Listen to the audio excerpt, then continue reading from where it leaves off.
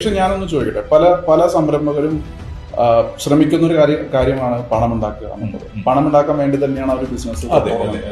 പക്ഷെ പൊതുവെ പറഞ്ഞു കൊടുക്കുന്നത്, പഠിപ്പിക്കുന്നവർ കൺസൾട്ടൻസ് ആവാം, കോച്ചസ് ആയിരിക്കാം, ഇവരെല്ലാം പറഞ്ഞു കൊടുക്കുന്നത് don't go after money, go after the purpose അല്ലെങ്കിൽ വിഷൻ.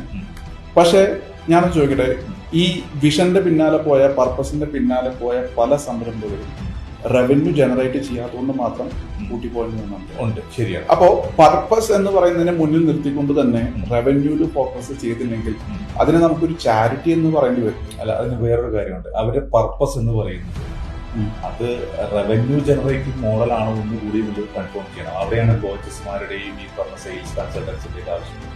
പലരുടെയും പർപ്പസ് എന്ന് പറയുന്നത് അവന്റെ പാഷനോട് ബന്ധപ്പെട്ടുള്ളതായിരിക്കാം.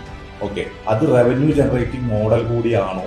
അപ്പോൾ ഈ പാഷൻ അല്ലെങ്കിൽ ഈ പർപ്പസിലേക്ക് എത്തുന്ന സമയത്ത് അവിടെ റവന്യൂ ജനറേറ്റ് ചെയ്യാൻ സാധിക്കുമോ എന്നുള്ളൊരു ഉപദേശം അല്ലെങ്കിൽ അഥവാ അവിടെ ഒരാളുടെ പാഷൻ റവന്യൂ ജനറേറ്റിംഗ് അല്ല എങ്കിൽ സ്വാഭാവികമായിട്ടും റവന്യൂ ജനറേറ്റ് ചെയ്യില്ല. പാഷൻ നേരെ പർപ്പസിലേക്ക് മാത്രം പോകും, സ്വാഭാവികമായിട്ടും ബിസിനസ് കൂട്ടി